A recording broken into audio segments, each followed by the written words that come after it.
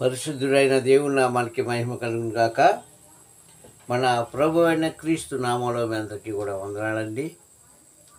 Jesus blessing అనే యొక్క channel ద్వారా వాక్యాన్ని వింటున్న మీ అందరినీ దేవుడు దీవించి ఆశీర్వదించును గాక. ఆమేన్. మరి ఇంతవరకు ఇంకా ఎవరైనా మా ఛానల్ సబ్స్క్రైబ్ చేసుకోకపోతే చేసుకొని ఆ పక్కనే ఉన్న బెల్ బటన్ ప్రెస్ చేసి సబ్స్క్రైబ్ చేసుకోండి. అదేవిధంగా మరి ఈ వాక్యానికి ఒక లైక్ చేసి షేర్ చేయండి. దేవుడు మిమ్మల్ని దీవించును గాక. దైవ వాక్యంలోకి వెళ్ళే ముందు ప్రార్థన చేసుకుందాం. వాక్యాన్ని చదువుకొని దేవుడు మిమ్మల్ని దీవించును గాక. ఆమేన్. నేటి వాక్య అంశము యథార్థవంతులుగా ప్రవర్తించుట ఎలా అన్న అంశం మీద దేవుడి యొక్క వాక్యాన్ని మనం జ్ఞాపకం చేసుకుందాం. ప్రార్థన. ప్రేమ పరిశుద్ధుడా, దయగల నాయన నీకు వందనములు. ఈ యొక్క నా ప్రభు సమయంలో మమ్మల్ని జ్ఞాపకం చేసుకున్నందుకు నీకు స్తోత్రం అయ్యా. నీ వాక్యాన్ని ప్రకటిస్తున్న నాకు, విన్న వారికి కూడా నీ పరిశుద్ధ ఆత్మతో నా ప్రభా నీ కార్యం చేయడానికి సహాయం చేయమని క్రీస్తు నామములో అడుగుతున్నాను పరమ తండ్రి. ఆమేన్. ప్రియ సహోదరులారా, ఇక వాక్యంలోకి వెళితే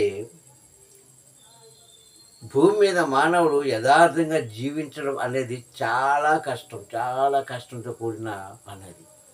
ఎందుకంటే ఒక్క అబద్ధమైన ఒక్క మోసమైన చేయకుండా జీవించడం అనేది చాలా కష్టం అండి. ఎలాంటి వారైనా సరే.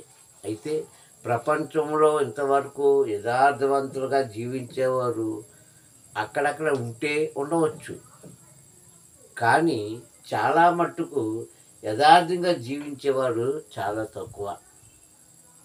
పైగా ఈ యొక్క కంప్యూటర్ యుగంలో దేవుడికి మహిమ కలుగుగా. కానీ మనము యథార్థవంతులుగా ఎలా జీవించాలి ప్రభు దగ్గర, అది ఎలా కనపరచాలంటే మనుషులను మనము మభ్యపెట్టవచ్చు, మాట్లాడే మాట మభ్యపెట్టవచ్చు, చేసే పనులు మభ్యపెట్టవచ్చు. అంటే మరుగు అని అర్థం. మభ్యపెట్టుట అనగా మరుగు చేయొచ్చు. కానీ చూస్తున్న దేవుని మనము మభ్యపెట్టలేము.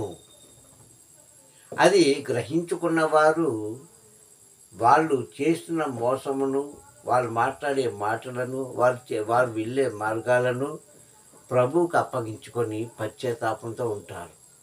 అలాంటి వ్యక్తిని ఈరోజు ఈ యొక్క వాక్యం ద్వారా మనం చూసుకుందాం. కీర్తనదారుడు రాసినటువంటి 26వ అధ్యాయము కీర్తన భాగంలో మొదటి మాట మనం చూసినప్పుడు ఆయన అంటాడు, యెహోవా యందు యథార్థవంతున్నై, యెహోవా నీ యందు నేను యథార్థవంతున్నై ప్రవర్తించుచున్నాను, నాకు నీవు తీర్పు తీర్చుము. నేను ఏమాత్రం కూడా సందేహపడక నీ యందు నమ్మిక ఉంచి ఉన్నాను గనక నన్ను కాపాడు అని ఒక చక్కటి ప్రార్థన ద్వారా మనతో మాట్లాడుతున్నాడు. దేవుడికి మహిమ కలుగును గాక. అంటే భక్తులైన ఆ యొక్క దావీదు గారు, సేవకుడైనటువంటి దావీదు గారు ఎంత చక్కగా, ఎంత ధైర్యంగా, ఎంత నమ్మకంతో ఈ మాట మనకు చెప్తున్నారో మనం జ్ఞాపకం చేసుకోవాలి. ప్రియ సహోదరులారా, యథార్థము అనేది చాలా, ముందు చెప్పుకున్నట్లుగా చాలా కష్టమండి. ఒక వ్యాపారి వ్యాపారం చేస్తున్నాడు అనుకో, అది ఎలాంటి వ్యాపారం అన్నా కావచ్చు. బంగారము, వెండి, వస్త్రాలు, ఇలాంటి తినుబండారాలు, లేకుంటే ఏదైనా సరే బ్రతకడానికి ఏ వ్యాపారం అయితే చేస్తున్నారో, ఆఖరికి చిన్న వ్యాపారం నుంచి పెద్ద వ్యాపారం వరకు కూడా వారిలో యథార్థం అనేది మచ్చుకు కూడా కనిపించదు. చూడాలన్నా కారణం ఏంటో తెలుసా? వారు యథార్థంగా, ఖచ్చితంగా వ్యాపారం చేస్తే వాళ్ళకి నష్టమే తప్ప లాభం కలగదు. కనుక వారు వ్యాపారంలో యథార్థత లేకుండానే వారు వ్యాపారం చేస్తూ ఉంటారు, వారు ఎవరైనా సరే. అలాగే వారు ప్రవర్తించే ప్రవర్తనలో కూడా ఎక్కడొక్కడ తప్పులు కనిపిస్తూ ఉంటాయి. ఎందుకంటే అది సహజం. అలాగ చెయ్యకపోతే వారు బ్రతకలేరు. కానీ చూస్తున్న దేవుని మోసం చేయడం, మనకి ఎదురుగుండా ఉన్న మనుషులను మనం మోసం చేయొచ్చు, మనల్ని నమ్మిన వారిని మనం మోసం చేయొచ్చు, లేదంటే మనం నమ్మిన వారు మనల్ని మోసం చేయొచ్చు. కానీ చూస్తున్న దేవుని మోసం చేయడం అనేది కష్టం. అది గ్రహించుకున్నాడు ఎవరు? దావీదు గారు. ఇలాగ గ్రహించేవారు ఎంతమంది ఉన్నారు ఈ లోకంలో, ఈ తరంలో అంటే ఏమో తెలియదు మనకి, ప్రభువుకే తెలుసు. ఏ రంగంలోనైనా, ఎలాంటి సంస్థలోనైనా, ఏ వ్యక్తులైనా మోసం చేయకుండా, తప్పుడు మాటలు మాట్లాడకుండా, అన్యాయం చేయకుండా స్త్రీలే కానీ పురుషులే కానీ జీవించరు.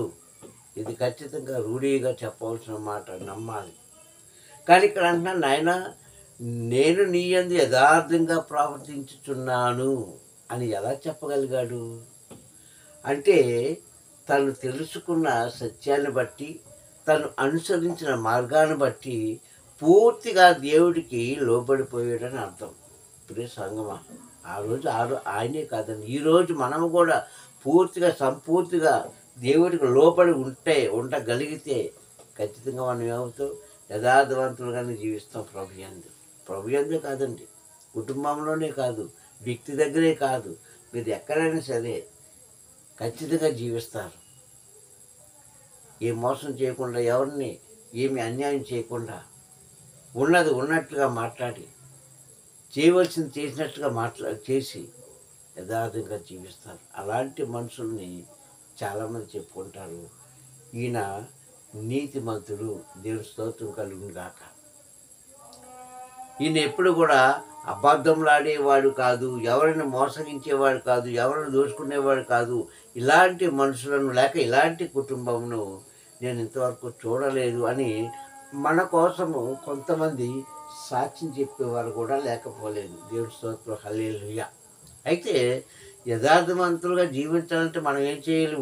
ఈ భూమి మీద అంటే ఏం చేయాలండి? భూమి మీద ముందు నీవు నమ్ముతున్న నీ దేవుడికి భయపడాలి. అది యథార్థవంతం ఎలా వస్తుంది? యథార్థంగా జీవించాలన్నా మన హృదయం ఆలోచన ఎలా వస్తుంది? నీవు నమ్ముతున్న నీ దేవుడికి లోపడాలి. నీవు చేస్తున్న క్రియలను అన్యాయంగా కాకుండా న్యాయంగా చేయాలి. దేవుడికి లోబడిన వాడు అందరూ కూడా అలాగే చేస్తారు. దేవుడి యొక్క మాటకు విలువిచ్చే వారు అందరూ కూడా అలాగే ఉంటారు. ప్రియ సహోదరులారా, అందుకే వాక్యం చెబుతుంది, దావీదు అంటున్నాడు, నాయన నేను కానీ ఇప్పుడు దావీదుగా లేరు. ఇది ఎవరు కోరుతిస్తుంది? ఈ రోజు వరకు సజీవులు ఉన్న మనమే. ఈ మాట ప్రభు ద్వారా మనం చెప్పాలి, ప్రభా నేను యథార్థంగా జీవిస్తున్నానయ్యా అని ప్రభు దగ్గర నువ్వు చెప్తే, నిజంగా నీవు యథార్థంగా జీవిస్తే, ఎవరిని అన్యాయం చేయకుండా జీవిస్తే, ఎవరి దగ్గర దోచుకోకుండా జీవిస్తే, ఎవరి జీవితాలు నాశనం చేయకుండా చూసుకుంటే, ఎవరిని మోసం చేయకుండా చూసుకుంటే, చూస్తున్న దేవుని నేను ఆస్వాదిస్తాను. అంతేగాని లోకానికి తెలిసినట్టుగా నేను నీతివంతుణ్ణి, నేను యథార్థవంతుణ్ణి అంటే మాత్రం అది చెల్లదు. ప్రియసంగం, అది యథార్థంగా జీవించడం యాక్చువల్గా చెప్పుకోవాలి చాలా కష్టం అండి, చాలా కష్టం. వాళ్ళు ఎలాంటి వారైనా, ఏ మనుషులైనా సరే చాలా కష్టం యథార్థంగా జీవించడము. యథార్థంగా జీవించాలంటే నీవు అన్ని విషయాలు కూడా తగ్గించుకునే గుణం ఉండాలి. కొన్ని సందర్భంలో యథార్థంగా జీవించే వారికి, ఖచ్చితంగా బ్రతికే వారికి తినడానికి ఆహారం కూడా మిగలదు, దొరకదు కూడా. ఎందుకు? నీవు ఉన్నది ఉన్నట్టుగా మాట్లాడుతావు కనుక నీతో ఎవరు సహవాసం చేయరు, నీకు అవసరమైనప్పుడు ఎవరు నీకు సహాయం కూడా చేయరు. వాళ్ళ కుటుంబ సభ్యులు కావచ్చు, బయట వారు కావచ్చు. అంటే యథార్థతలో అంత ప్రమాదం ఉంది. కానీ నీవు దేవుడికి లోబడిన వాడు అయితే, దేవుడికి విలువిచ్చినవాడు అయితే, దేవుని యొక్క నామాన్ని గణపరిచిన వాడు అయితే, ముఖ్యంగా నిన్ను నీవు మోసపరుచుకునేవాడు కాకుండా ఉంటే ఖచ్చితంగా నువ్వు యథార్థంగానే జీవిస్తావు. ఆమేన్, హల్లెలూయా. అలా యథార్థంగా ఖచ్చితంగా జీవించే వారి యొక్క జీవితాలు తండ్రి అయిన యెహోవా తన కుమారుడు అయిన క్రీస్తు చేసే ప్రార్థన ద్వారా పరలోక రాజ్యంలో ప్రవేశానికి ఆయన అనుమతిస్తాడు. దేవుని స్తోత్రం. అది కూడా ఆయనకి ఇష్టమైతేనే అది ఏదేమైనప్పటికప్పుడు సంగమా, మన దగ్గర ఏమున్నా ఏం లేకపోయినా, ధనవంతులైనా ధనహీనులైనా, నీవు యథార్థంగా భూమి మీద జీవించినప్పుడు సర్వాధికారి తండ్రి చూస్తూ నిన్ను విడిచిపెట్టడం. కానీ ఒకటి క్లారిటీగా మనం అర్థం చేసుకోవాల్సింది ఏంటంటే, మానవుడు ఎంతో సంపాదించుతున్నాడు ఈరోజు కదండి. కోట్లు సంపాదించేవాడు కోట్లు సంపాదిస్తుంటారు, 10 రూపాయలు సంపాదించేవాడు 10 రూపాయలు సంపాదిస్తుంటారు. కానీ యథార్థంగా జీవించేవారు ఎన్నడూ కూడా ఎవరికి అన్యాయం చేయలేని వారు ముందు చెప్పినట్లుగా వాళ్ళ దగ్గర ఏముండదండి. కొన్ని సందర్భాలు తినడానికి తిండే ఉండదు. ఆస్తులు అంతస్తుల మాట పక్కన పెడితే తినడానికి తిండే ఉండదు.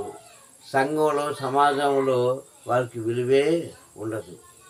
దేవుడికి మహిమ కలుగుగాక. అయినా నీవు దేవుడికి లోబడినవాడు కనుక దేవుని వైపు చూసి నీ ప్రయాణాన్ని కొనసాగించాలి. దేవుడికి స్తోత్రం కలుగుగాక.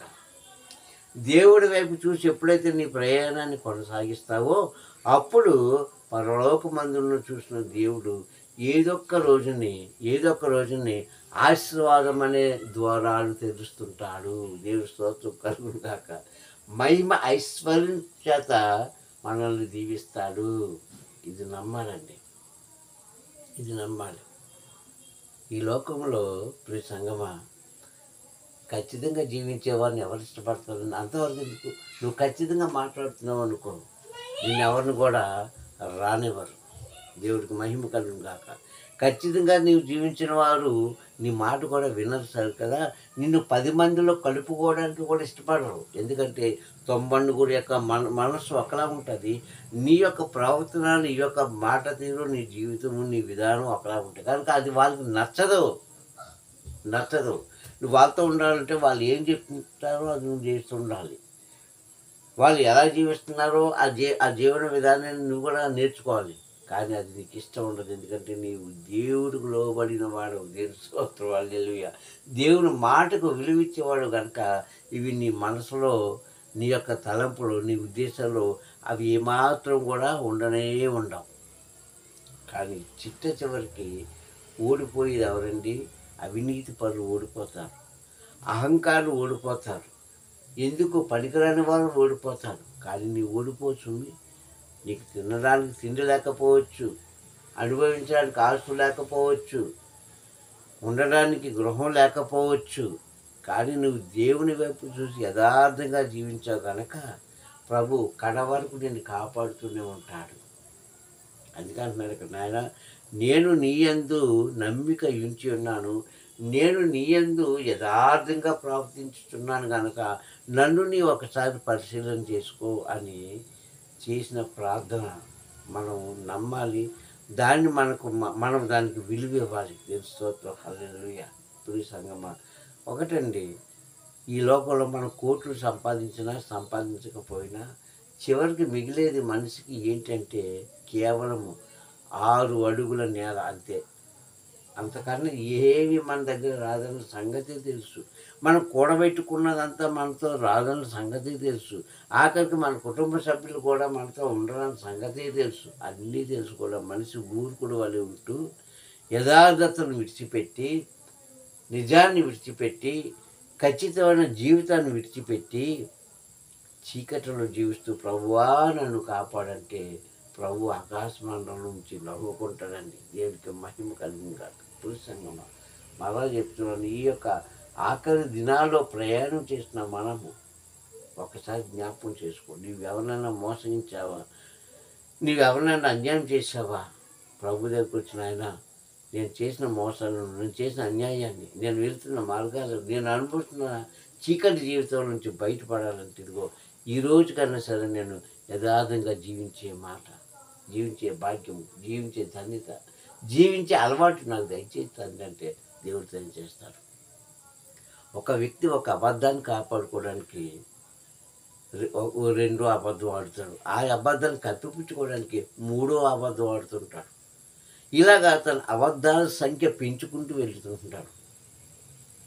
అప్పుడు నీవు యథార్థవంతుడిగా ప్రభు దృష్టిలో ఉంటావా? ఉండనే ఉండవు. జాగ్రత్త సంగమం. ముఖ్యంగా క్రైస్తవులకు నేను చెప్తున్నాను. క్రైస్తవుడు యథార్థవంతుడై ఉండాలి.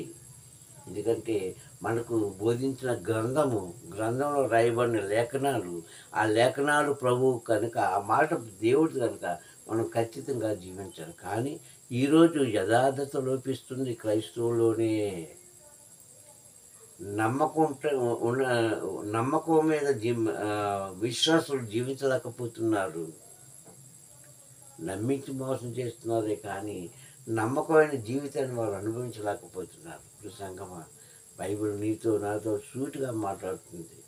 అందుకే ఇక్కడ దావీదు గారు అంటున్నాడు, కొన్ని వందల సంవత్సరాల క్రితం రాయబడిన మాట, ప్రభువా నేను యథార్థంగా ప్రవర్తిస్తున్నాను కనుక నన్ను రక్షించు, నాకు తీర్పు తీర్చు, నా యందు నీవు దృష్టి ఉంచి చూడు అని దావీదు గారు తన జీవితాన్ని ఎలాగైతే, తన ఆత్మను ఎలాగైతే దేవుడికి అప్పగించుకున్నాడో, తన మార్గాలను దేవుడికి అప్పగించుకున్నాడో, ప్రియ సహోదరులారా మీరు కూడా దేవునియందు భయము భక్తి కలిగి నీ మార్గాలను, నీ మాటలను, నీ ప్రవక్తలను, నీ యొక్క ప్రతి విషయాన్ని కూడా దేవుడికి అప్పగిస్తే వాటిలో ఉన్న లోపాలు, వాటిలో ఉన్న నష్టాలు, వాటిలో ఉన్న ఏదైనా ఉంటే అవన్నీ కూడా ప్రభు తీసేసి అందరూ కూడా రక్షిస్తారు.